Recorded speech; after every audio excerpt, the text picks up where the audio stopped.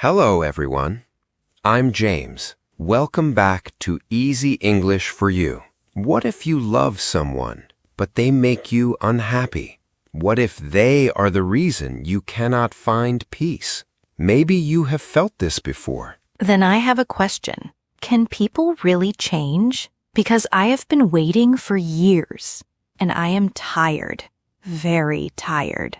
Last weekend, my husband and I went to a small restaurant. It was a quiet place. People were talking softly. Some people were reading. Some people were having coffee. Then my husband started laughing, loudly, very loudly. People turned their heads. They looked at us. I felt my face getting hot. I leaned close and said, "Please be a little quieter." He smiled and said, "You worry too much." Then he laughed even louder. I wanted to disappear. On the way home, we fought. Again. But it is not only that. He buys clothes for me. Clothes I never asked for. Then he says, "Why don't you wear them?" When I don't wear them, he gets hurt. Then I feel guilty. But the biggest problem is money. He earns good money. We should be saving. We should have a strong future. But we do not. He spends money easily. He says life is short. He says we should enjoy today. But what about tomorrow? What about old age? What about hard times? Sometimes I wake up at night. He's sleeping peacefully, and I'm staring at the ceiling. I feel alone. I feel scared. Sometimes I feel like I'm raising a child, not living with a husband. Sometimes I look at my friends. Their husbands save money. Their husbands listen. Then I come home, and I feel jealous. Sometimes I wonder, did I marry the wrong person? I keep telling myself one thing. If he changes, everything will be better. But he never changes. So tell me, am I supposed to keep waiting? That sounds painful. Not because of the money, not because of the loud laugh, but because you have been carrying this alone. Yes, exactly. I feel like nobody understands. I think many people understand. They just don't talk about it. Let me tell you a story. A student once wanted to bring water to the Buddha. He found a small stream, but a cart had just crossed it. The water became muddy. The student came back. He said, "The water is dirty. Nobody can drink it." The Buddha listened. Then he said only one thing. Wait. Nothing more. Just wait. Some time later, the student returned. The mud had settled. The water was clear. Nobody cleaned it. Nobody fixed it. The water became clear by itself. I know that story sounds nice, but honestly, I do not like it. Why not? Because my husband is not muddy water. He's a real person. Real life is not a story. Bills are real. Stress is real. My fear is real. If I just wait, nothing changes. Then I lose. I become the fool. I understand, but the lesson is not wait. The lesson is something else. Then what is it? Tell me, during all these years, how many times have you tried to change him? Too many times. How many talks? Hundreds. How many arguments? I can't count them. And how many worked? Almost none. Then let me ask you something. Who is stirring the water now? What do you mean? The cart passed long ago, but the water is still moving. Who keeps stirring it? Are you saying this is my fault? No, I am saying your pain is real, but maybe your pain has two parts. One part comes from your husband. The other part comes from fighting reality. That sounds unfair. Why should I change? Why am I always the one who has to change? I'm not the one wasting money. I'm not the one causing trouble. Maybe not, but your peace belongs to you, not to him. Think about that. If your peace depends on him changing, then your peace doesn't belong to you anymore. It belongs to him. I never thought about it that way, but I still don't like it.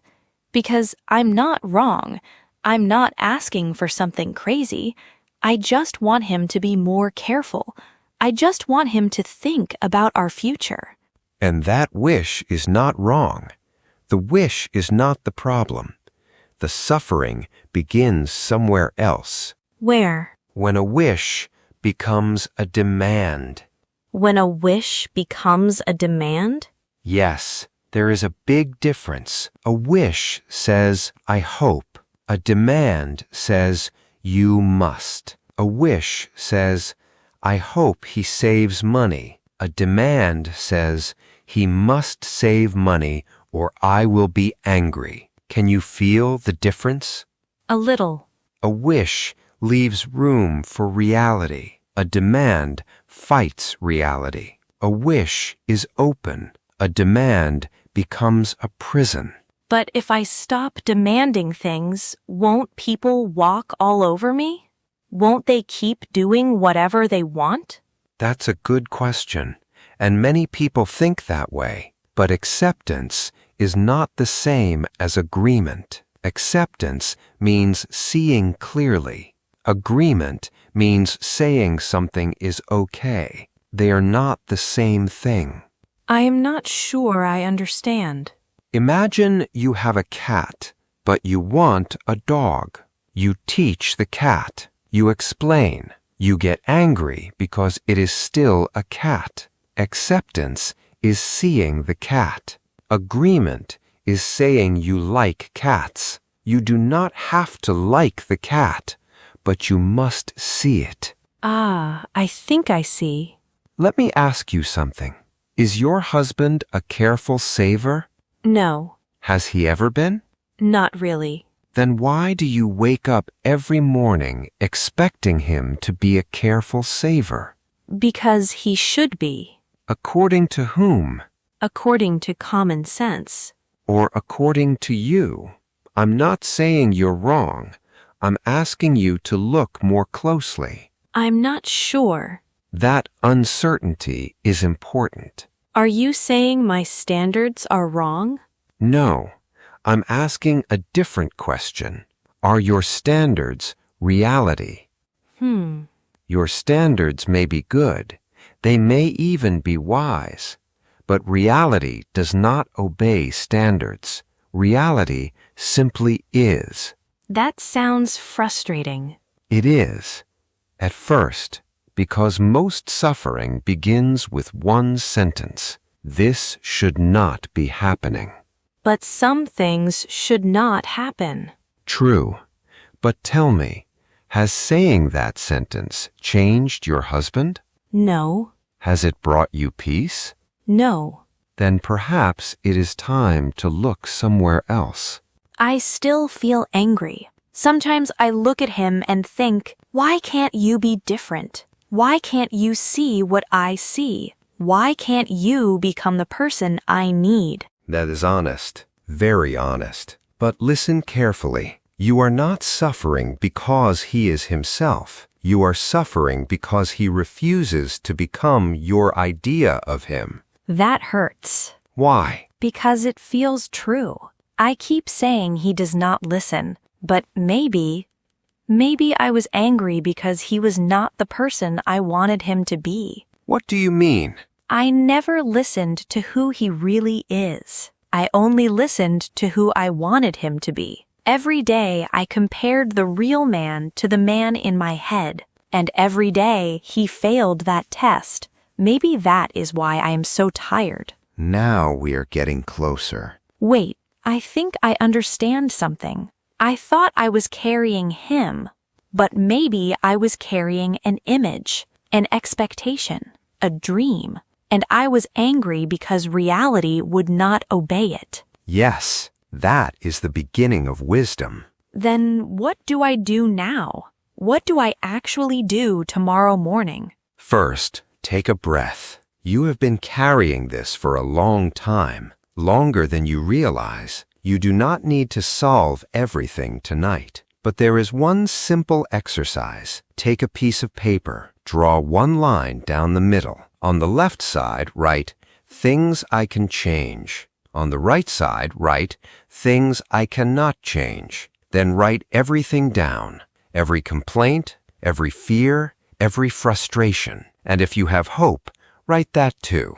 Be completely honest. What will happen? Most people discover something surprising. Almost everything is on the right side. That sounds depressing. For a moment, yes, but then something changes. You stop wasting energy. You stop fighting impossible battles. And for the first time in years, you start taking care of the one life that actually belongs to you. So the answer is not giving up. No. And it's not pretending everything is fine. No. And it's not waiting forever. No.